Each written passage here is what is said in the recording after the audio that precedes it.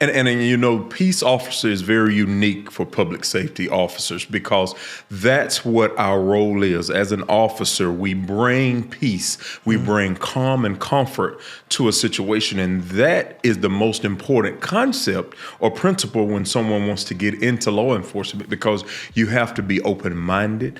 You have to come as peaceful as you possibly can. And to me, that rolls into whatever the situation may be. So peace is very important, and it's one of those characteristics that you can't train that.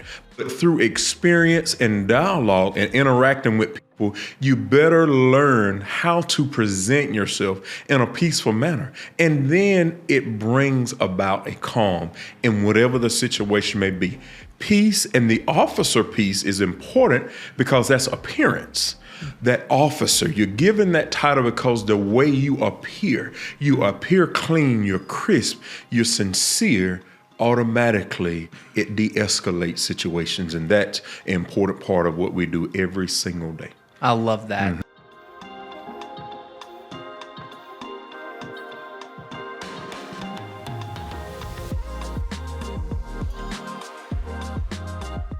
Welcome to the Americus podcast, where we're learning what it means to become a next level neighbor. My name is John Schroeder, and today I am joined by Sheriff Eric Bryant. Eric, thank you so much for joining us on the podcast. Thank you so much for having me. And again, I'm Eric Bryant, Sheriff here in Sumter County, native of Sumter County, born and raised here in Sumter County, Georgia, and we're just glad to be here today.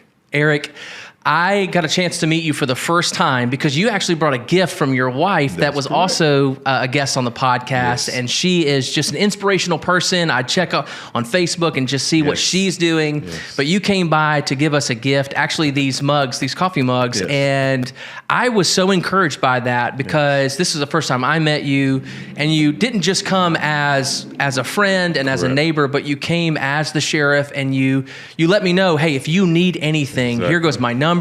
Here's how you can get in contact with me. What a great example of what it means to be a good neighbor. Yes. So thank you so much for that. Thank you so much for representing us as a new neighbor here. Yes. I'm thinking, wow, if this is our sheriff, we've got a lot of things going. So thank you so much for that. And so as a police officer, as a sheriff, this idea of being a peace officer is a real thing to you. So could you give us a basic example or definition of what it means to be peace, to have peace, and then what are some basic ingredients for any community to be peaceful? Peace. And peace officer is very unique for public safety officers because that's what our role is. As an officer, we bring peace, we bring calm and comfort to a situation, and that is the most important concept or principle when someone wants to get into law enforcement, because you have to be open-minded, you have to come as peaceful as you possibly can. And to me, that rolls into whatever the situation may be. So peace is very important, and it's one of those characteristics that you can't train that. But through experience and dialogue and interacting with people, you better learn how to present yourself in a peaceful manner. And then it brings about a calm in whatever the situation may be. Peace and the officer piece is important because that's appearance. That officer, you're given that title because the way you appear clean, you're crisp, you're sincere. Automatically, it de-escalates situations, and that's an important part of what we do every single day. I love that. Thank you so much for sharing that. And I completely agree with that. We're going to kind of step in a little bit more about what you do and how we can see that in the city. But tell me a little bit about you personally growing up. You said in your form that you were born and raised here in Americus. So tell me a little bit about your family dynamics. What kind of kid were you? What kind of youth were you? Tell us a little bit about that. Awesome. Of course, I graduated here at the local high school, Americus High School. Born and raised again right here in Americus. I have parents, Mac and Shirley Polk, that I resided with my entire childhood life, but I was very unique. My father was my stepfather. However, I had a relationship with my biological father's family. Okay. He wasn't in town at the time, but it's almost like when you look up blessed, you see Eric Bryant. I had 3 families. And one of the things that those families collectively and in their own way shaped me for who I am today. I spent a lot of time with my great-grandmother. She was in her late 80s as I was a young child, if you will. Every weekend, every holiday, my direct path was to my great-grandmother's house. She lived in the country, John. There was nothing there, nobody. The most excitement on a given day, especially during the summer, would be the mailman pulling in the yard. And one of the things it taught me was how to be creative, how to self-entertain, connect to nature. As tall as I am, people would have thought I was athletic, didn't like sports. But if you gave me a stick, you gave me dirt, you gave me a piece of equipment, that's where you would find Eric Bryant. And it wasn't with a whole lot of people. It was primarily me. But during that interaction with my great-grandmother, and of course my families, because I'm still with mom and dad during the week, I'm with great-grandmama, grandmama on the weekends, holidays and things like that. She and I had a lot of conversation. My great-grandmother was a very religious woman. She was faithful to the point where you didn't really talk loud on Sunday. It's certain things you didn't do outside on Sunday. She believed in the concept of worship and rest. That's what you did on Sundays, but that gave us a chance to talk. My great-grandmother was a midwife. She birthed hundreds of children in Sumter County, Georgia. But just having that conversation, I think, gave me the quality of patience and peace. You know, great-grandmothers at the age of, now she's mid-90s, they're not very loud, but at the same time, the words they speak are powerful. I was the one, even at the young teenage age now, that makes sure that the money got where it needed to go. You know, it's time to pay taxes, so you go over here and you go over there. You know, I was that kid for my great-grandmother because at that time, all of her children was grown with their own families and gone. So her granddaughter actually stayed at the home with her, but I was the only male there. So I took care of the male duties in the household.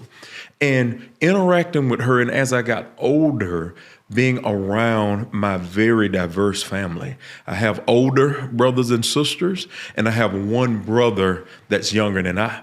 But they actually kind of shaped me into the role of how I am today. And I cherish that because one of the things that I've always wanted to do, even as a small kid, there was a gentleman that was a deputy sheriff at the time, and he still resides here in Americus, Charles Pines. We had a trespasser on the family farm out in the country. Again, remember, the only activity we got was family or the mailman. Yeah. So he came out in his patrol car. We had someone trespassing on the farm. He checked the area, came back and checked with her, and he lived down the street from me. Seeing him in uniform, seeing his patrol car parked down the street when I was at home during the weekdays going back and forth to school was my inspiration. I want to be that man. I want to have that car. I want to wear that uniform. I want to look just like he looked in uniform. And I don't even know to this day if he realizes it, but that was someone that I watched at a young age. So from that point, when we were playing cops and robbers, if I couldn't be the cop, I wasn't playing. If we're actually interacting, I wanted to be the hero of the moment. And that was from childhood. From that point, I had a cousin to join our local sheriff's office, and he was just as sharp in uniform. And I think I still have one of his photographs in uniform when he worked at the sheriff's office. And this was in the 80s, but always had those individuals. I was so inspired to be in law enforcement at a young age. I applied for the Americus Police Department when I was a sophomore in high school. And I'll never forget the late James Green wrote me a letter back. Thank you for your interest, but you're a little too young at age 14, applying for a police officer position. But here in Americus, at that time when I was young, sitting on the front porch, couldn't go to the country because it's a school day, so a school night, so I had to stay at home. So I'm there at home with family and friends. They're in the neighborhood. But when the police cars went by, there might have been an emergency down the road. We lived at a major intersection, I would say, here in Americus, where there's a lot of traffic. But if there was an emergency, I was right there on the front porch. If there was sirens, I'm the one that's at the door. In high school, John, I carried a scanner my entire high school career. And it was allowed because I knew how to turn it off and keep it turned down. But I knew what was going on. But I knew also that was my calling, to be in law enforcement. And I strive from graduation day, working towards that mission of getting into law enforcement. And at that time, it was one of the most difficult jobs to get into. I applied for Georgia State Patrol because they're sharp too. I missed the push-ups by one.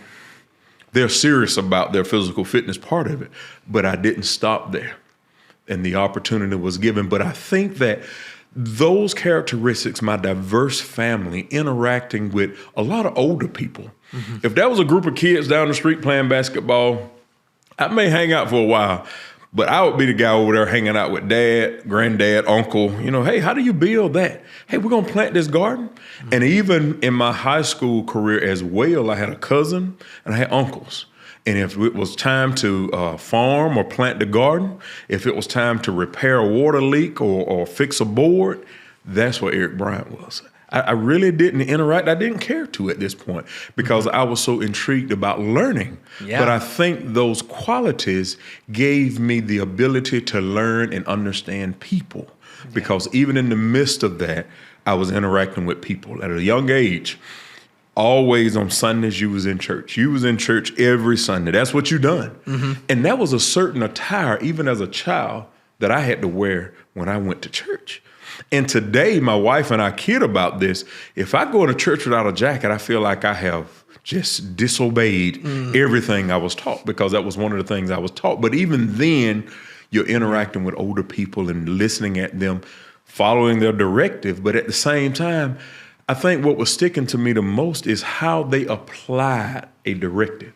My worst punishment came from my grandmother one time, and she did not hit me not one time. She scolded me verbally from home to church one Sunday. That conversation, I think, hurt me more than it was almost like, just give me a whooping. Because it kind of talked about things. And, you know, grandmothers and aunties and uncles and parents, they use examples. So you think about that and you can relate to why whatever that behavior might have been was inappropriate at that time. All of those qualities and people, and I never take it for granted, the people that was in my life each and every day. Yeah, that's what massive. they did, they made me. That's massive. Yes, I mean, because I think about, I'm even talking to my son who's 12, and we've been talking about this idea of pursuing purpose more than worldly pleasure. Correct. And having those goals set in your mind because there's so much to distract you from the everyday things that need to be done, so that creates this person who is just driven in the right ways. And so that it's amazing to me because obviously you're built, God has built you in a certain way, but then you took advantage of that as well. And you had some people pouring into you. Exactly. People that knew what it meant to be dedicated to something, to do the mundane things every day and see them as something to cherish and not something to say, well, I'm only doing this because I want to do something greater. It's I'm really enjoying this because I believe that it has purpose in it. So tell me a little bit about those, any specific values. I mean, just integrity, grit, sacrifice that you just really were attracted to as you were growing up, and you were describing some of those things. And being around the older people in my life, of course, you always told the truth. Even if it got you in trouble, and you would see the benefits of telling the truth. Now, granted, if it was something bad, you were going to be punished, but they taught you the values of telling the truth. The other thing I think was managing business. And when I say business, money, your lifestyle, your scheduling, and what you do. You know, it wouldn't be fair for you to promise dad that you're going to help him cut the lawn, but at the same time, promise your uncle that you're going to help him with the family garden. You have to plan and have those conversations because that teaches you how to, of course, be, I guess, flexible, but at the same time, the truth in that being like, you know, Dad, I really can't help you today with the grass, but tomorrow, because today I promised my uncle that we were going to finish the garden. And even that with friends, you know, making commitments that you don't keep. I just think that the word is so important. There's a local business down in South Georgia where they advertise that a handshake still means something. Oh, yeah. To me, your word still means something. And I take that to heart even today. Yes. When you commit to someone or something, stay with that. So those would be some of the characteristics, just being responsible, being truthful, and of course, being respecting everybody. Yeah. Remember, I'm around a lot of older people. Now, me and my friends hung out. Me and my buddies, we had a good time, and we would hang out in their houses. But if mom and dad said something, you would have thought they were talking to me, because I'm the one reacting, because respect is also one of the characteristics that was taught. Even if adults are talking, as a lad, a teenager, or a younger person, you wait until those adults finish. So respect, being truthful, and being responsible was some of the things that was poured into me with the families that I was surrounded around. And it's so unique. I think I had families in every section of this county. And as I got older, I even learned that this family over on the east side, I was related to them. So now that element, as I got older, came in, and you begin to meet and interact with other family members that you didn't know you had. Yeah, that's amazing. Yes. It reminds me, I've talked to my children about this, because like you said, growing up, this idea of being truthful, I pitch it this way to my children. I said, when we lie, we create a person that does not exist. Correct. And so if we need to deal with something, then I'm speaking to my daughter who's telling me something that never happened. And so therefore, now I don't know my daughter the way that I knew her 5 minutes ago. Correct. And so I'd rather love and cherish my daughter who has told me the truth than love and cherish a daughter that does not exist. Exactly. But that even comes into when we're talking about being in a society with citizens and community, that the more and more, even we have to deal with difficult things when we meet someone on the street, or when we're dealing with someone, the more honest that someone can be, the more we get to know that person. And I know that they might not want us to know that person. Exactly. But that's who they are. Yes. And I would rather talk to a real person than someone who is trying to create someone that doesn't exist. And I think that it doesn't just hurt the relationship, but also hurts the person's soul. Exactly. And I tell that to my daughter all the time, that there's a soul thing that's happening. You're creating something in yourself that now you have to maintain for the rest of your life. Exactly. So when you tell a lie at 7, you're going to have to maintain that lie for the next 40, 50 years. What does that do to your soul? Exactly. And so these are the kind of things that frees you up to have joy, to have peace, to be able to enjoy life, even though you're dealing with the difficulties of what those things have happened. At least there's a peace that you have in your life. So would you agree with that? Or? And most definitely, because it also, what I encourage people that I talk to is that once you're untruthful, now you got to A, remember that untruth you told, B, worry as to whether or not that untruth may get revealed in something else or someone else. So now all of that extra work has been created that could have been avoided had we told the truth initially. Okay, you spilled the Kool-Aid on the floor. So now let's talk about how we get it up. Let's talk about where the mop is. Let's talk about where those tools are. And even with my 7-year-old, we talk about how now we could have cleaned that up. Dad wouldn't have had to address that when I got home. Now that took 30 minutes away from playtime. That's right. And that's another strategy, but that is so important. And even in our everyday lives, it can help. It takes less energy to be truthful. You don't have to remember the line or the untruth that you told and how creative you was in it. Yeah. But being truthful, it comes so natural. It's just like breathing. It's just like blinking of an eye. That's natural, what you're used to doing. And that's another analogy that I use about telling the truth all the time, whether or not it's going to benefit or maybe the consequences to follow. Yeah, absolutely. That's good. That's good. Yep. Well, growing up, what are some challenges to those values that you had to process that it reinforced some of those values or maybe even had to change or modify some of your values to make you who you are today? So what are some challenges you've experienced? One of the things I experienced is that being in a family as large as our family was, my great-grandmother was very religious, and there's certain things that she just did not tolerate. Where in my mind, I thought that, okay, it'll be okay. Example, relatives come home from out of town, boyfriend and girlfriend thought that they were going to share the same bed in my great-grandmother's house. That's a no-no. So in my mind, I'm thinking, well, they traveled 14 hours to get here. We got this family reunion planned. We don't want to hurt their feelings. And even in that moment, she took the time to explain, well, if it's permitted this one time, then in your mind, you're going to think it's okay for the next times. So those qualities, meaning being truthful and upfront.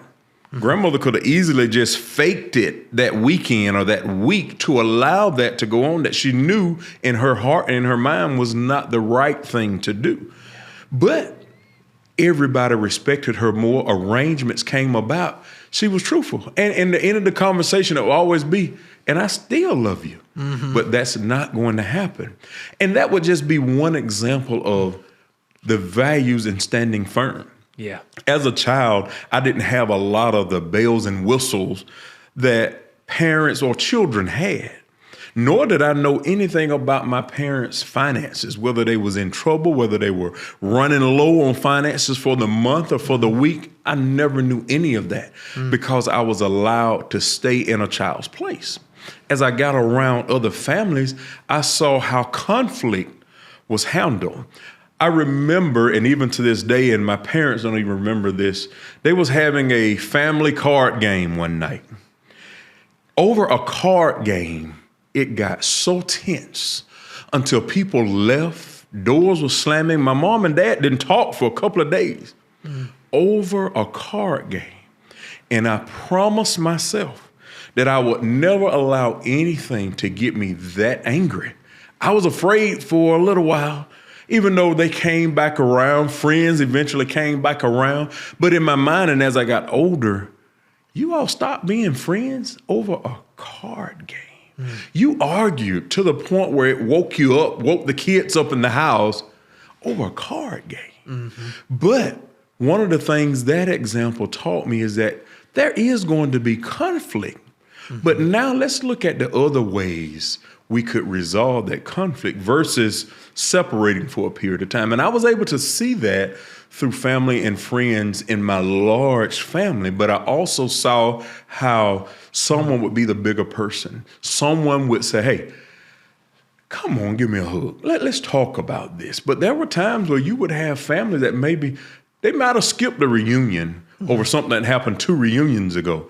But I was able to see when that 4th or 5th reunion came back, that reunitement, that apology, or that forgive and forget. And those things I was able to apply not only in childhood when dealing with conflict and maybe having issues even with friends or classmates. You know, one of my friends, he could work on bicycles. He was a handyman. He had all the tools. And in my mind, I wanted to work on them as well, but I didn't have as many tools as he had. But what I found by he and I being friends, I quickly learned whatever tools he had, he was willing to share them with me and vice versa. So now I'm over here with a pair of pliers and a screwdriver. He has a whole socket set. We work on it together. I love it. Those are things that values that's taught at a young age and we're able to apply in everyday life and still applying today. Wow. That's a huge encouragement. Yes. Let me ask you this. Growing up, knowing at a very young age that you wanted to be in law enforcement, how did your family react to that? How did your extended family say, you want to be a police officer? You want to pursue being an officer? Were they like, yes, go? Or were they saying, why? So in my family, remember I got 3 sets of families here now. Yep. I only had a cousin that was in law enforcement. So yes, it was, why? You know, you want to do that? You want to interact with people that are doing bad things? You want to go over there? So it wasn't the fun thing. But I had an uncle one time tell me, he said, well, in order to be law enforcement, you have to toughen up some. Because again now, I'm around a lot of older people, so I never really had that match with my teenage friend or even an elementary school friend. I never really had confrontation with them because at school, we're a controlled environment. At home, I'm gone. Yep. So now it was almost like, we got to toughen you up. I guess you still want to do that, so we got to toughen you up. So in high school, military kept coming up in my household. And of course, I'm watching these different programs and understanding more about the different concepts of military. But the thing that stood out was the Marine Corps. And it was the walk. I said, now, if they could walk like that, then that could be the one thing that I could do to be tough enough to be able to manage whatever encounter I may have to be in law enforcement. So immediately after high school, and when I say immediately, I'm talking Friday evening graduation, Saturday morning pack, Sunday afternoon on the bus.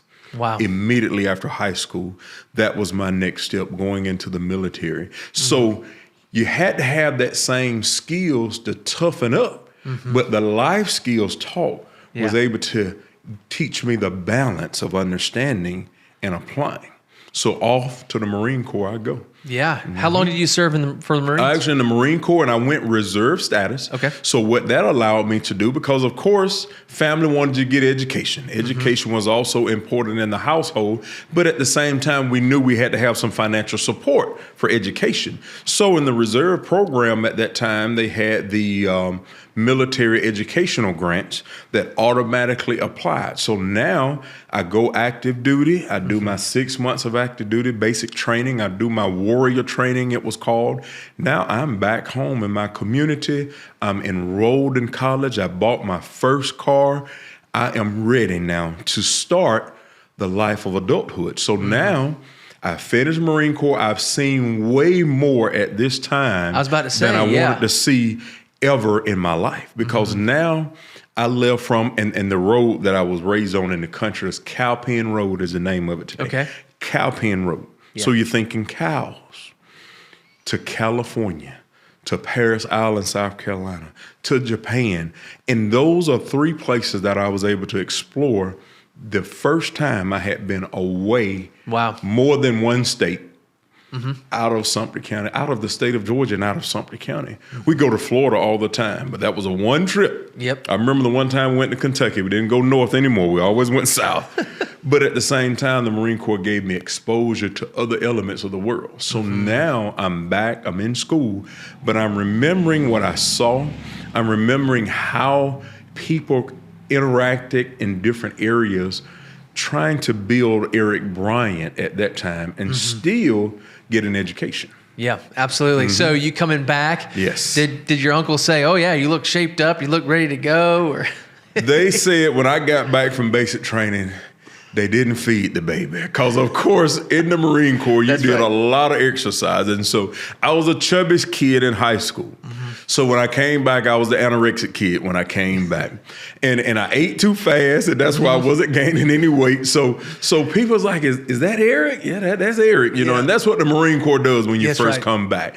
But they also saw a no-nonsense Eric. They saw he's about business Eric. They saw he's for real about this passion of law enforcement.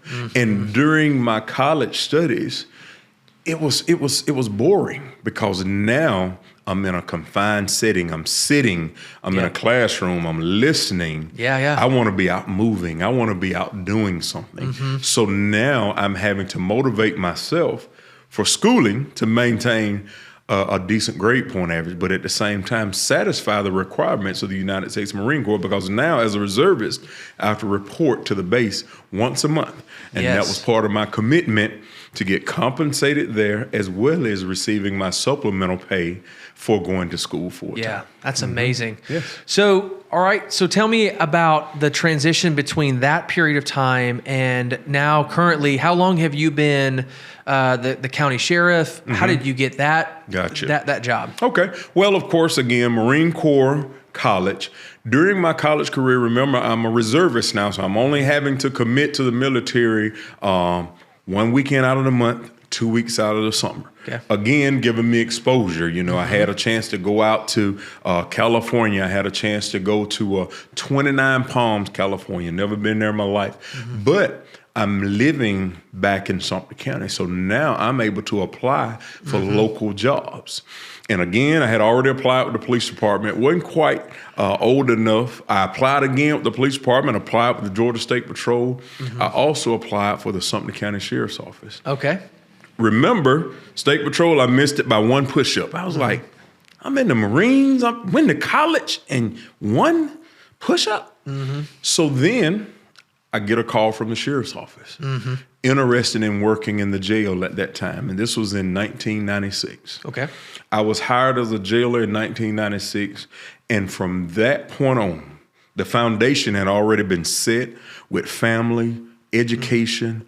The Marine Corps had taught me way more than I ever cared to know, almost scared me to things that I thought I would never see in my life. Because again, I'm coming from Cowpen Road to Hollywood, California, up on those signs and things with other Marines, by the way. Yeah. But now I get an opportunity to put on my uniform. And I reminded when I said that about the Andy Griffin show, you know, Ernest T. Bass, all he wanted was his uniform. But I was able to be given my uniform, and I started working here at the Sumter County Jail as a jailer at that time in 1996. Now I'm able to interact with people. I'm able to de-escalate situations. I'm able to conduct paperwork, work on the computers. I'm able to physically separate or restrain when needed. But at the same time, the way I carried myself, people also knew, okay, he for real. You're not going to slip anything by him. He's for real about what he's doing. And that set the foundation. Now I'm interacting with other law enforcement officers because working in the jail in Sumter County, it was right downtown, right down the street here. You had a chance to interact with the police officers bringing people to jail, the State Patrol, GBI, game wardens, all these different uniforms coming in. And you had a moment at that time to have conversations with them. Now I'm deciding which career path I want to go. Yep. At that time, working at a county agency, now I can better not only the community that I know, but even the family that I know. Because at that time, working with the State Patrol, they may send you North Georgia, South Georgia, somewhere you don't know. Working in the city, well, then I won't be able to swing by Granny's house for lunch or get to let them see me in my uniform. That's right, yeah. This was the choice for me. And that's why I started working with men and women at the Sumter County Sheriff's Office that gave me the opportunity. The sheriff at that time gave me privileges to do different things. I think one of my most daring assignments as a young detention officer, by the way, once I went to the police academy in 1996 to become a deputy sheriff, I was the youngest in the class. I was 18 years old in the police academy. At that time, I was able to possess a gun and arrest you, but I could not buy a beer. So my first undercover assignment was working undercover and buying alcohol at different establishments that were selling to undercover. Wow. I was so scared. I was so scared, but at the same time excited because now, remember, I'm looking like police. Everywhere I went, they was like, you the police, because, we didn't really mess up my hair. I didn't let my beard grow out or anything. Right. I'm still kind of clean cut shaven. So I had to realize when you're working undercover, you got to look a little rugged. That's right. But that gave me an opportunity to not only know I like law enforcement because, yesterday I was actually helping, and this is in my younger career of law enforcement, I was helping move a herd of cows across a major highway. Okay. Tonight, I'm working undercover, buying alcohol at establishments, seeing if they'll sell it to me, and then, of course, bringing that back. So just the exposure and the experiences, I knew law enforcement is for me, and it started from that point. Wow. Wow. Well, let's talk a little bit about today and what this kind of looks like. So if someone wanted to get into law enforcement, but they weren't too sure about maybe the sheriff's office or just within the city, what is your pitch? Like, how do you pitch it to other people about law enforcement and what you guys do? And one of the things that I pitch for people to work, it's about accessibility. Working in a county sheriff's office, you have access to the city limits as well as the county limits. You have a larger area to police, which you like doing. But then also, I tell people all the time, well, now, if you're the type that don't like dark roads or dirt roads, or you're the type that really don't do strange noises in the wood line, then probably working in a rural law enforcement agency is not for you. Because even in today's time, first, applicants are going to be looking for the dollar. They're going to be looking for how much money I'm going to make. I also pitch being able to make a difference. Even now, when I go out talking to different potential employees or career fairs, what an opportunity to make a difference. Whether it's in your own house, in your own neighborhood, here in your own community, what can you do to make a difference? And sometimes people they feel so restricted. Well, what can I do? They're not going to listen to me. But just the mere presence. Because guess what I found? When you park that patrol car in that neighborhood, you're gonna have less speeders in that neighborhood. When you walk out or walk into that establishment in uniform, looking like you want to wear that uniform, people are going to say, I want to be like him. Yeah. And then they're going to start their career like I did. Don't even worry about how much money you make. Now it's about making a difference. It's about making people's lives so that when a situation arises or we disagree, we can still be friends. We can still be family. We can forgive and move on because that's how those qualities apply. And those are the things that I tell people. Hey, come out here with me and let's make a difference. You know, you complain every day about this activity in this neighborhood. You complain about these children doing this. Well, I tell you what, help me make a difference. Help me encourage that young person right there to make a difference. And that alone, John, it gives people attention, especially the ones that are sincere about working in law enforcement. Yeah. So what kind of, when you're looking at applicants, what kind of values or what are you looking for in a person, and what are you also not looking for in a person that comes and says, hey, I want to work in law enforcement? Well, John, one of the abilities or qualities that I'm blessed with, application is a formality. You know, you have to do that paper thing. You know, you have to do the background check thing. You have to do the citizenship thing. That's formality.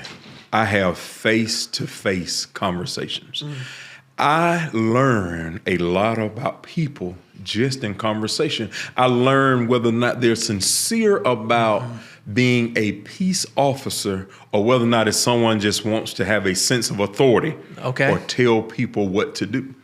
And you can't find those qualities on paper because, again, someone else can write it or they can write it. But through conversation, you can't hide a lot of things. And what I do in those interviews now in government world, there's certain questions you can't ask. But I can ask a lot of the right questions to get the answers that I need to better understand who this applicant is. Because, again, the formalities of background checks and applications and reference checks, somebody else does that.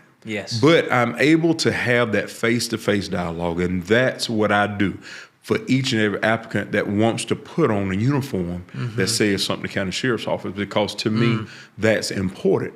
And one of the things that's also important, we're short today 8 deputies. But that doesn't mean I'm just going to go out and put somebody in uniform to fill those vacancies, because I don't want to just put someone in a position that don't want to be there. Because in this line of work, peace and officer is very important. And if you're looking to be rich out of the gate, meaning the first thing come out of their mouth, how much money we're gonna make? That applicant is not sincere about being that peace officer. Because guess what? I feel like the qualities that my officers bring to a situation, to circumstances, bad or good, is priceless. You can't put a dollar sign on a man in uniform or a woman in uniform walking up to a situation, 2 people are arguing, disagreeing, fighting, fussing, whatever the circumstances is. It's a look. I tell you what, let's go in this store, let's get us a bottle of water and let's talk about this. Those are the men and women that do that. And I don't think that they would say, hey, I only can do that for $20 an hour. They do it because they take seriously the peace officer concept in what we do every day. That's beautiful. That's wonderful. And that's definitely what we need. And so, I was going to ask you just kind of what do you think the perception from Americus or just a city like Americus when it comes to police officers, and how do you guys continue to do things that you're describing right now to kind of help with that perception? Gotcha. Well, of course, perception of police officers in Americus is that we have a community that supports us 110%. This community supports the peace officers that are assigned this area.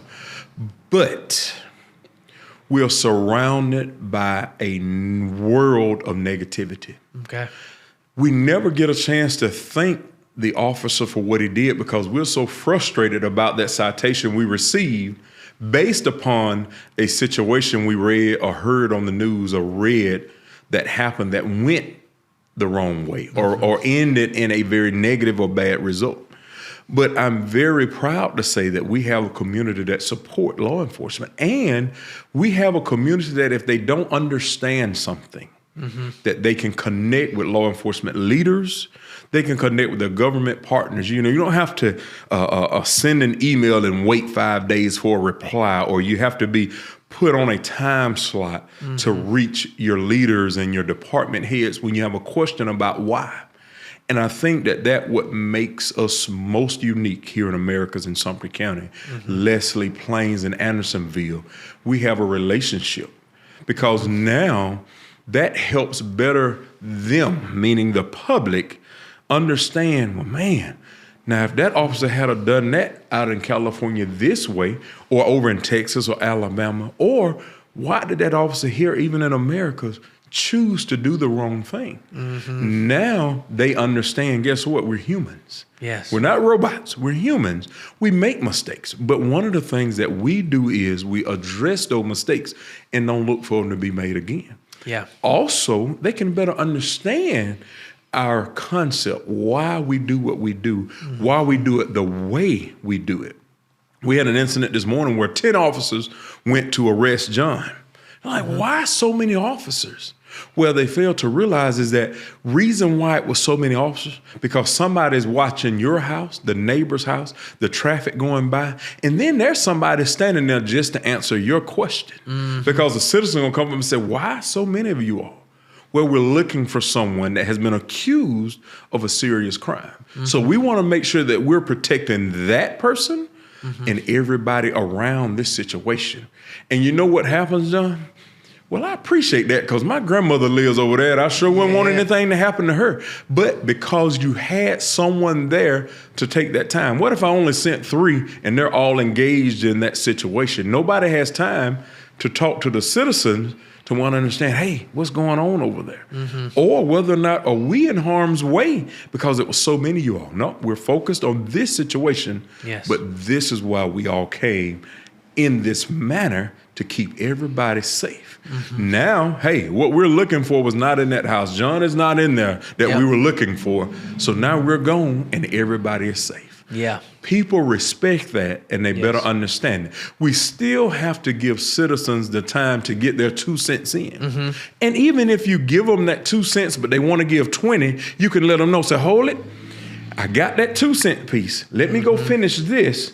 And I'll follow back up with that 18 cents because you still got to give them their full 20 cents worth. Yeah, absolutely. And I've noticed that too with, social media and things over the last 10, 15 years, the perception of certain entities, if it's in another state, for some reason, there's this like, well, that means all police officers are doing this. Exactly. But I've noticed even in some of the recent events where people would call me from different states and say, hey, what's going on? And, if I was living in Albany or Americus, what people are experiencing in these other states is not what's happening here because of things that you're describing. Because people know each other and they say, yeah, we've got our own issues. We got things that we got to deal with.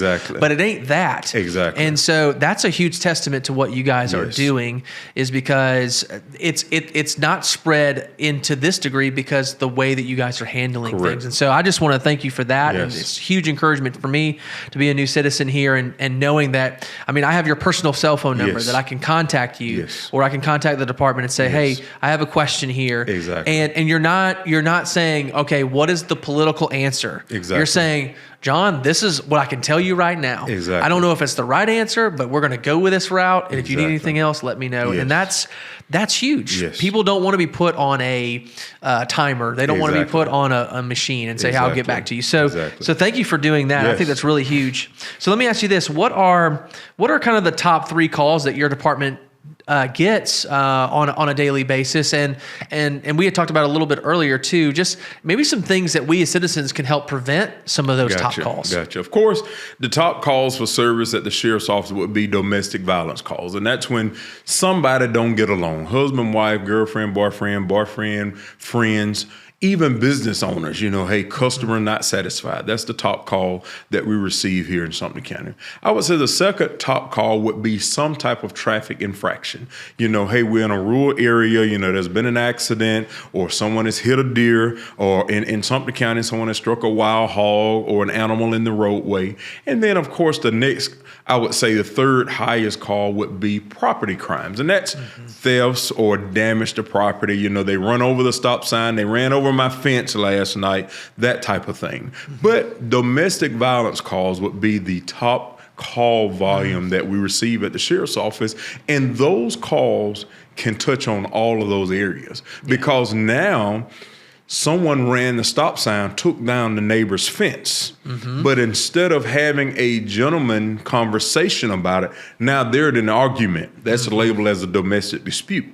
But in the midst of that, I discovered that, hey, I had some items that was laying right here as I was working on this fence post that you just tore down that's now missing. So now my top calls are intertwined into that one call with domestic violence, traffic crimes or traffic incidents, and then property crimes. Domestic violence calls usually is instigated by some substance, be it drugs and or alcohol, or people just don't have control of tempers. They're mad, they're angry, they're frustrated. So now again, we're going to defuse that situation by yes, ma'am, no, ma'am, yes, sir, no, sir, excuse me. Being polite, being respectful. Even though you're bleeding or you're injured, you have done wrong. You're going to jail. You explain that to them.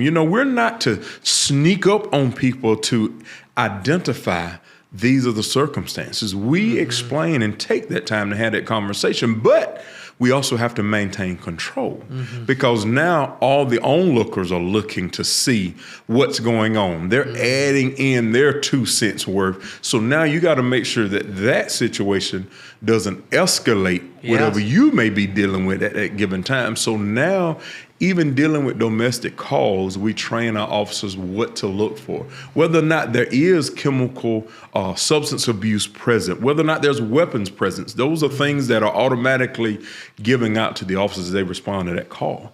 But another unique quality that we have here in Sumter County, we know them. We know them. So now when you get out of that car, you're meaning business. You're here to diffuse whatever this situation may be it a card game, a meal, or I caught someone in my house. Look, John, you're upset.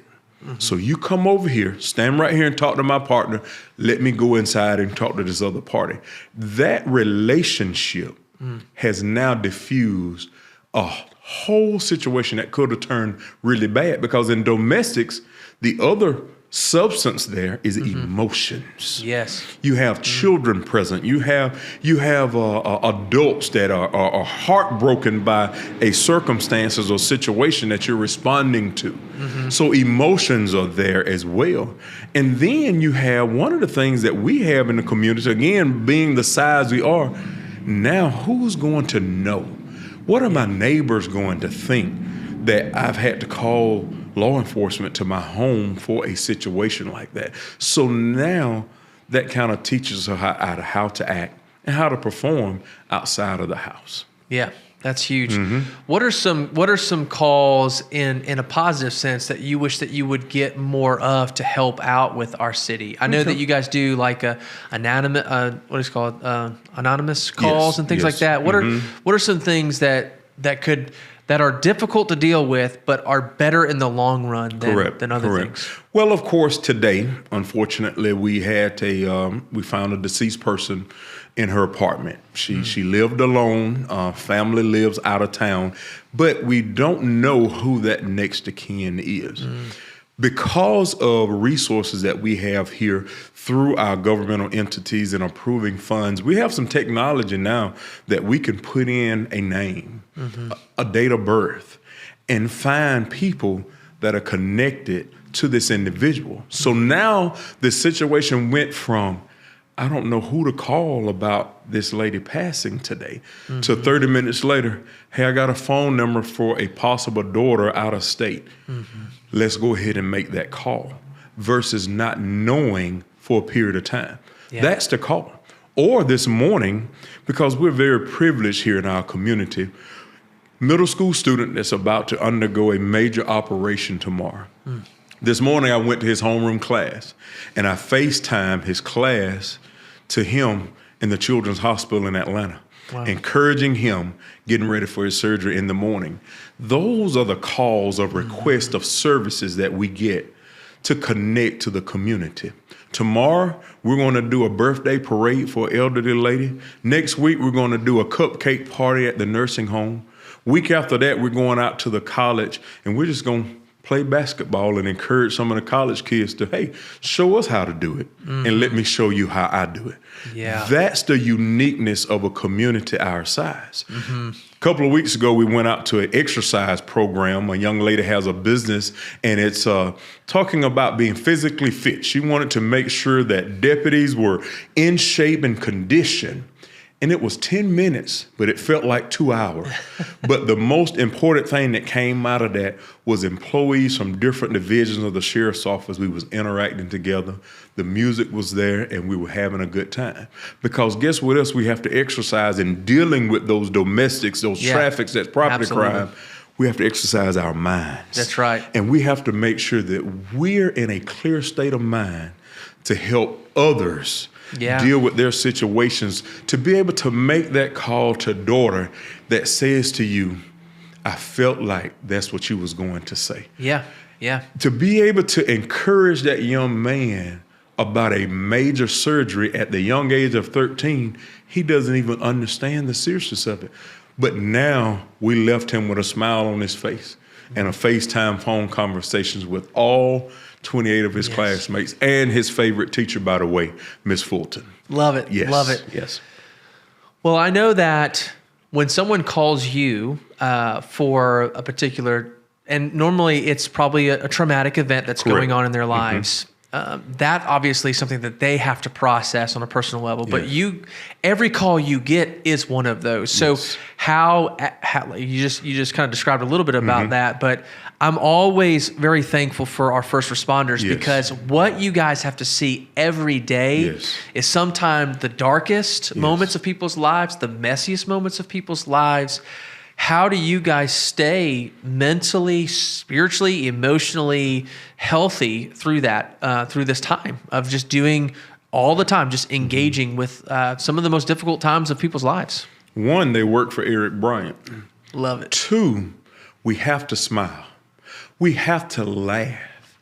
Whatever the circumstances are, we have to digress from that. We have to take away from that call you just made what we're doing for lunch today. And then you would think that a deputy response may be, Sheriff, I can't even think about lunch right now.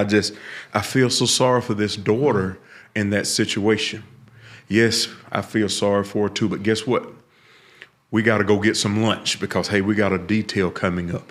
Not to put it off, but to let the employees know we still have to move on. And during lunch, you follow back up.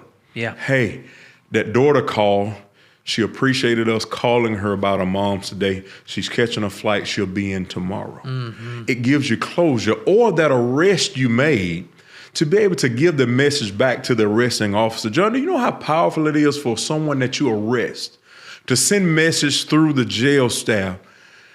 Man, tell that deputy thank you. Thank you for allowing my wife to pick up the car. Thank you for getting me off the road because, I knew I shouldn't have been drinking and driving.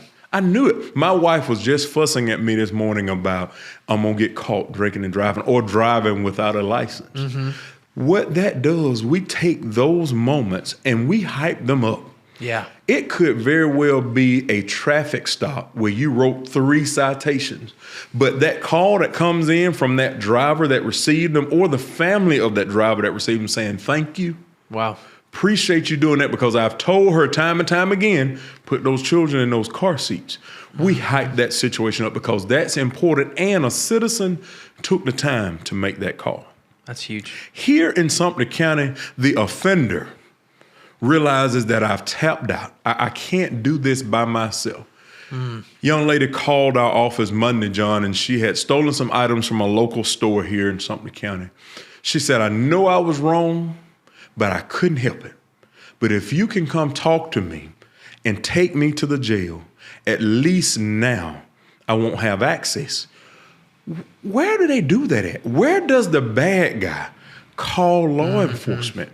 Now we take that situation as a teaching moment, because now the resources that we have in Sumter County, we pick up the phone and say, hey, I got an inmate that's needing your help today. So now what we have to do when you apply that, you bring all those partners in.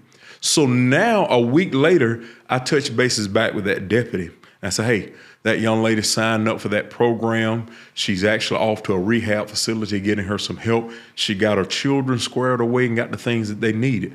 That's how we exercise our mental mind. Yes. And then Friday, we're going to have a cookout. So what do you mean we have a cookout? We're bringing the grill out at the sheriff's office, and we're going to grill. We're going to have lunch together today. And that's how we have to do it. And then this summer, we're not just going to have the employees, we're going to bring their families out. And that's what this community does, because now you have to connect. And what it allows is that in the midst of that, John is going to be there. You're going to be there with your camera. You're going to be with your microphone. The local community pastor is going to be there. Yeah. The businessman is going to be there. The person, the counselor that you do talk to in special situations, they're going to be there. That's how we exercise our mental mind. And in doing that, this coming weekend, we're going to remember 2 of our fallen officers. We this year have more participation from our local sheriff's office at this upcoming gala this weekend, honoring our 2 fallen officers, because I want them to be able to put on their dress gowns and put on their makeup and get their hair done. Let's have a good time. Yes. And let's interact with the community that supports us, appreciate what we do every single day. And at some point, John, in that conversation, I'm going to say thank you. Thank you to them as employees, to the community, and to their families, because this is an event where you get to bring wife, you get to bring husband, you get to bring significant other, and we all get to have a good time. Love it. I love it. Well, I know that those officers and the city needs healthy officers that are enjoying what they do and able to engage in very difficult circumstances with the right mind. Correct. And so thank you for continuing to create those rhythms. Yes. Now, every city obviously has crime. Yes. If you think I'm going to live in a city that has 0 crime, that doesn't exist. Exactly.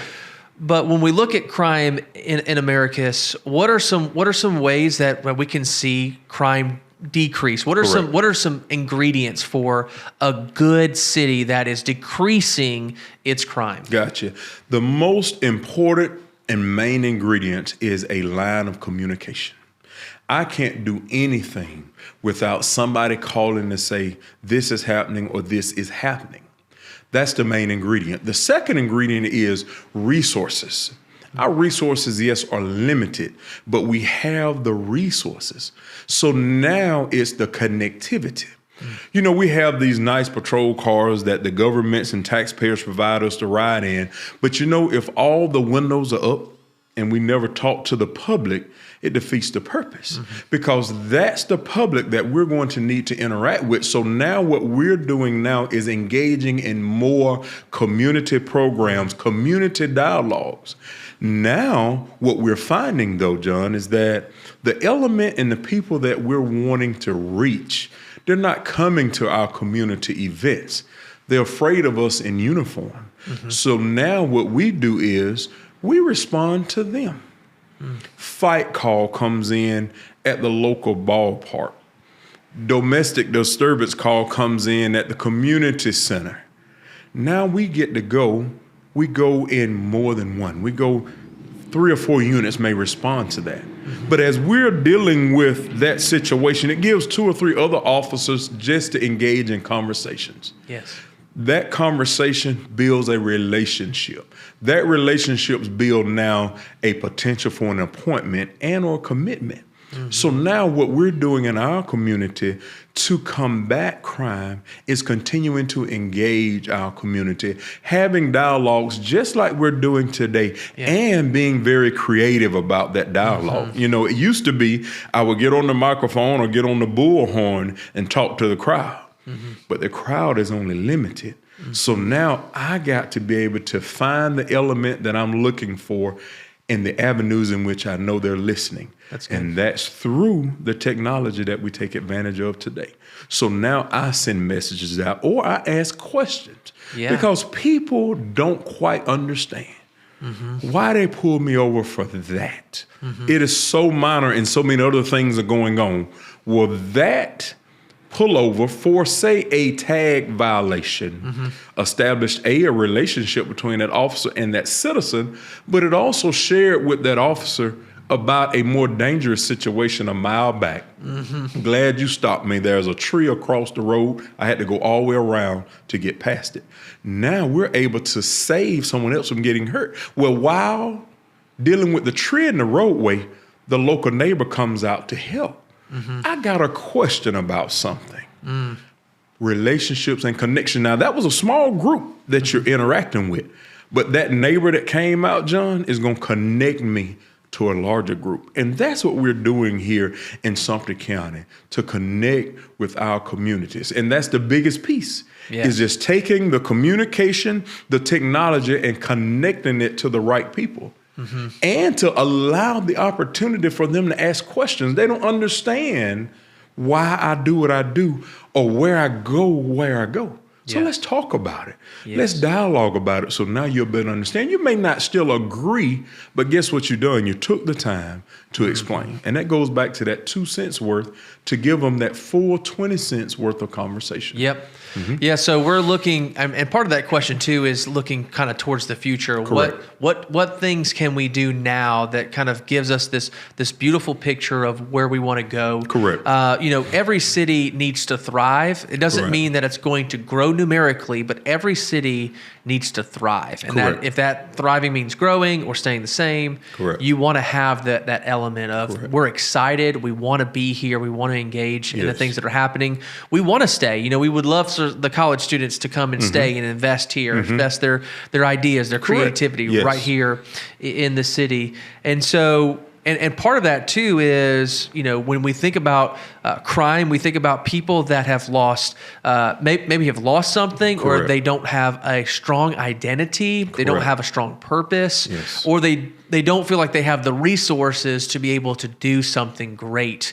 And even some people that have broken laws and are criminals are actually really, really smart. And if they would just apply that, or they knew they could apply it to somewhere else, they could have a top tier job somewhere because of how smart that is, how genius that is. So I think about, when we think about the future of Americus, you know, we think about being productive, helping people to know that they're valued, that people care about them. And those are some of those small conversations that you're having is, hey, there's value here. You're a valuable person. You're not defined by this one action or by the actions that others have done to you, but you have purpose, and you need to see that we need to be responsible for the things that we're doing, but at the same time, this doesn't have to define you. These actions don't have to define you. And so what are some things that you think about in the future of Americus that would help the young college students or young students to just enjoy life and not find themselves in bad situations? The family element is in the needs improvement section. But one of the things in Sumter County, Georgia, the family element is so private. They don't want you to know their shortcomings. They don't want you to know their deficiencies. They don't want you to know how they live because they're embarrassed or they're ashamed. So one of the things that we have to do is try to find a way. And when I say try, we have to connect to the family element. We have to connect to that single mom or that single dad. We're already, through our school-based programs, we're establishing a connection with our young people. But if we haven't connected to the head of that household, And we have barriers. I mean, if a child has a burn mark, by law, we can't disclose certain things, or our medical facilities can't disclose certain things. Or if you have a situation where a child may be coming to school hungry, there are certain privacy laws that protects that. But guess what happens when we're involved in that? Guess what happens when we're on the scene where the ambulance got called to that situation where that child got burned? Now we have firsthand knowledge of a situation that we can direct the resources to them. What happens is we're so prideful as a people, and we're so private. We don't want people to know our hardships or our shortcomings, but now what we want to do is show that your local law enforcement, be it sheriff's office or police officer, we reported this to the Department of Family and Children's Services, or we reported this to this organization or this group of individuals that want to help. Now, it gives those community partners, those stakeholders in these communities, a connection to that head of household. You know what? This is why you're having that problem, or let me help you with a situation. And I think that connection will help allow our secondary education community here, our college and our universities. It gives those young people a sense of ownership here in their communities, because now not only did he write you a ticket, but he helped you change the tire as well. And that's what we're working on now. And we're looking at different ways of being able to get into that home. John, I drive a school bus every morning. Every morning I run a bus route for pre-K through 6th grade students in uniform. One of the things that I do is I have a relationship with 50 kids that maybe don't understand law enforcement or look forward to being in law enforcement one day. But along with those children, it comes that parent question. Once a week, I'm going to get a parent to ask about a jail or community or law enforcement related question. I have a stack of cards down the bus. Call me. I'll be finished here in 30 minutes. Let's talk about that. That connection with that head of household, that single mom or that single dad, now has established a relationship, because you got to give people a sense of being comfortable. You got to be comfortable with them. Hey, maybe don't embarrass someone in that situation. You don't want me to come to your home? I tell you what, I'm going to pull down the street. I'm going to go get my truck. And I'll meet you there just to have that conversation and connect them people or those families with the resources that they need to get them the help they need. That's what we're unique about. And that's moving forward what we're encouraging citizens to do. Reach out, ask those questions, or see, when you're comfortable with me, when you're comfortable with our officers out serving and protecting, then you'll be more than willing to share that information. There's nothing more powerful than a mom to say, he has done this, I see this, he has this in his room, he has this in the shed, he's asleep now. If y'all come, there won't be as much conflict. Now we are able to remove an element, but we've established a level of trust with a person that had doubt about turning in his or her son or his or her child, his or her daughter. They had doubts, but because of the relationship. That's huge. They're That's huge. able to do that. Yes, it is. And I know that every child grows up, and I even see this with my children, is they are trying to find, whether subconsciously or consciously, they're trying to find the boundaries. They want to know what the boundaries are. And if we don't do a good job at explaining where the boundaries are, or at least hold them accountable to those boundaries, they just keep pushing the boundaries. And what you guys are doing is saying, hey, we want to come alongside of the families to say, these are the good boundaries. In fact, you can even have tighter boundaries as a family, but someone needs to let them know that there are boundaries, and these are good for them. I mean, I think about with my kids all the time. We put them in the fence. What we're saying is inside this fence, we know that you're going to be the safest. You can go outside, but this is the safest thing that we can give you. So go and play, have a good time, but you're not, if you don't go outside of this, you're going to be completely safe. And that's what we're trying to explain when it comes to our family dynamics, our family rules, but also the city, with the city officials. We're saying, here's the boundaries. Because if they don't learn the boundaries, they're going to keep pushing them. Yes. And it's going to get worse and worse and Yes. worse. Somebody's going to meet them and say, you're not going any further. And you don't want it to be too far down the road. Exactly. And those are the things that you're describing too. And I Yes. think that's so healthy. So let me ask you this. We're kind of getting ready to land the plane a little bit. Give me your definition of what does community look like? What does community mean to you? Mm-hmm. To me, community means a group of people together. Togetherness is important. Accepting each other for who they are, how they are, the way they are. That's community. Diversity is what we're unique about here in Sumter County. We're a diverse community, but we know each other. We understand each other, and we come together when the time of need. Community is not just the men and women, the boys and girls. Community is our infrastructure. The community is our industry. The community is our land base. That's all a part of the community that makes us what we are. Because now that business element has to be supported by that same community, those same individuals. We want to support that business element by shopping there. We want to support that business element by working in that community. So now what we're working on is being able to bring that industry also to this community. That's huge. And that's what it takes, because sometimes people look at community as the board of commissioners or the city council. You know, the community is even at the Humane Society. The community is even at the family farm. The community is even those DOT workers that keep the roads where we can pass them, and our public works people. We're all part of that community, and it takes all of us to have a community that we want to live in. And what better way to support the community when you let them know the good as well as the bad? Yeah. Today, we arrested a fugitive that we had posted on our Facebook page as wanted. He's been wanted for about a week and a half. He knew we wanted him. But today we was able to take him into custody. And John, we was able to take him into custody without fight, without friction, without anybody getting upset. Because guess what? The community knew, and he knew that he was wanted by law enforcement.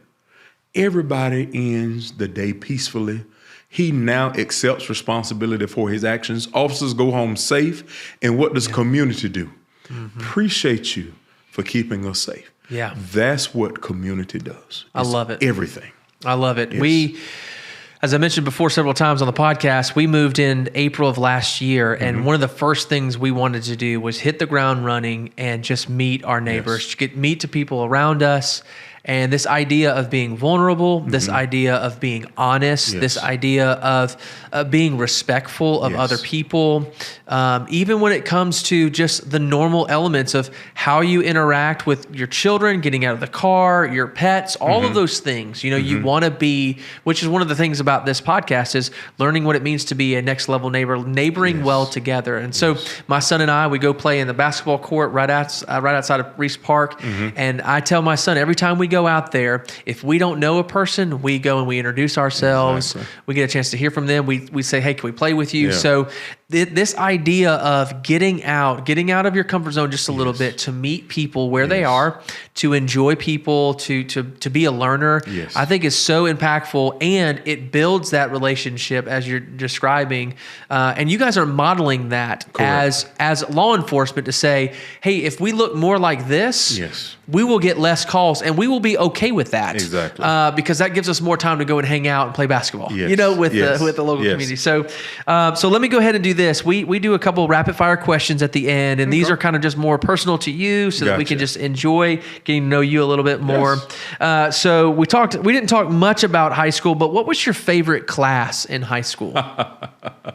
High school, my favorite class, I would have to say would have been, we had a work study class, and the name of the class was Mr. Steve Hollis was my instructor. And the work study class, it gave us the foundations of working. Nice. I enjoyed working. My dad always kidded me. He said, well, he was tall enough to play basketball, but if you throw him a ball, he's just going to kick it out of the way, and he's going to work. But that class, and it wasn't quite home economics, but it was something similar to that. But it not only did you get a chance to leave campus and go work at a job site, but in high school, my work study class was my most favorite class. Wow. I was a B student, and I B merrily out of there. But in that, I had a chance to have awesome teachers that saw qualities and characteristics in myself that encouraged me to not only make that B, but to keep pushing for that A. But my favorite class would have to been our work study class and Mr. Steve Hollis. And again, that was a half a day. Yep. And then I was able to go work study. And I was even fortunate enough, John, I had a work study class in the front office of the high school. I worked right alongside with the assistant principal, processing That's great. tardy slips or discipline slips and Just that right type up of thing. your alley. Just getting you more and more prepared. What better place for to get citations. work experience than working in the front office with the assistant principal? I love it. Yes, Okay, that was all my right. favorite class. Another quick question. How do you like your steak? Medium rare. That's the only way to do it. Yes, I think. and that was a learned likeness because I used to be a well done man because that's what I was taught. You know, you don't eat food that's not done. But life has taught me medium rare, and it gets the softness in the meat. Okay, I love it. I love it. All right. Do you have a favorite Hollywood portrayal of a police officer? Something that you've seen in movies or TVs, you're like, I like that. They do that well, or it's funny, and that just makes you laugh when you think about that. Well, the only downside to it, because he is so outdated, but Andy Griffin is my model. He is the gentleman that maybe don't always make sure that his uniform pants is over his boots, but he has connection with the community. And sometimes even now I watch the Andy Griffin show and I tell my family that I'm on the job training when I'm watching the Andy Griffin show. Because to me, 2023 law enforcement shows are so unrealistic now. Because now you still got to have relationship with the people that you're interacting with. Yeah. And what better law enforcement guy that maybe said a bad word or maybe was over friendly at times, but at the same time, he stood firm in what he meant. And he was able to keep a community safe without any weapons, without the artillery of what we have today. Yes. It was through communication. Love that. That's I love that. That's All it. right. Man is my man. What is what's playing on your radio or in your car right now? When you turn it on, what are you going to hear? When I turn on my radio, I'm going to hear police radio traffic. That's all I listen to, be it my deputies, police department, fire department, EMS. And I even tell the manufacturer, you can actually take that radio and put it in somebody else's vehicle. And I don't know why, but that's what I enjoy listening to. I listen to gospel, I listen to country, I listen to R&B. I like that music, but if you go out there to my patrol vehicle right now, you're going to hear police radio traffic. Love it. I love it. You hear a 10 code. Love it. What do you do? What are some things that you do to relax? I have conversations with new people in the community, just like I'm doing today. Yeah. I enjoy being outside. Even if it's just sitting there.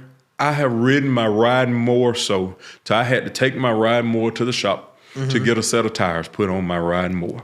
Yeah. The mower didn't break, I wore out the tires. I Yeah. love riding mower. I love cutting grass. And what it does is it gives me a moment it's loud, but I can't hear nothing else. So now I'm able to think, I'm able to enjoy.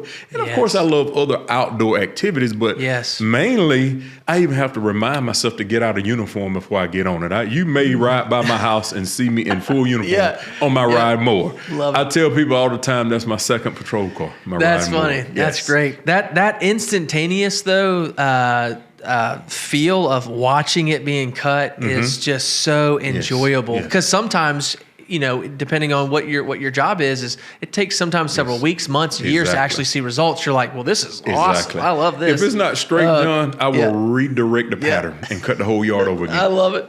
All right, last question. If you could go anywhere in the world, where would you go and why? I would go to my office. And what it is that there at my office, I'm able to connect to everything in my world. Yeah. Because I can bring my family there. I can reach them on the phone. I can connect with the community there. I can finish out a couple of emails. I connect to my employees. I can connect to my friends, because one of the things that my office, the environment, it's the family environment. Because one of the things that I want to do is show people, hey, this is a family organization. We're brothers and sisters here at this job. Yes. Now, granted, yes, I want to be at home with my children and my wife and, go to the reunions. But guess what? They're all doing their own individual thing as well. So now we have to connect. So now when we connect, my favorite place is going to be sitting at my desk. I have an awesome desk chair. And I'm sitting there and I'm able to do so many different things. That's where I would be. That's amazing. Yeah. Well, Sheriff Eric Bryant, thank you so much for coming on the podcast. It means a lot to me to be able to hear from my sheriff about how much he loves the county, how much he loves this city, and how much you're not just trying to get the next bad person out, but you're actually trying to help a city be restored in any way possible, and to do it in such a way that everyone can benefit in some way. Definitely. And so thank you so much for that. That's definitely a shining star on a hill, right? Americus. And so that's it. Thank you so much for that. And we're going to continue to pray for you as you continue to do some amazing things right here in the city. Yes. And being homegrown, a religious man, I'm a member of a Lebanon Baptist church out in Plains, and I'm a part of that ministry and the administration of the church. So I'm able to connect now to people that may be in need that way. And John, that allows me to be able to connect with so many groups of people, so many families, and so many friends. In the morning, we're going to be praying for the young man I mentioned before that's getting ready to undergo major surgery. That's outside of the spectrum of law enforcement, but that's directly in line with community engagement. Amen. That's it. Love it. Thank you so much, Sheriff. And thank you for allowing us to be here.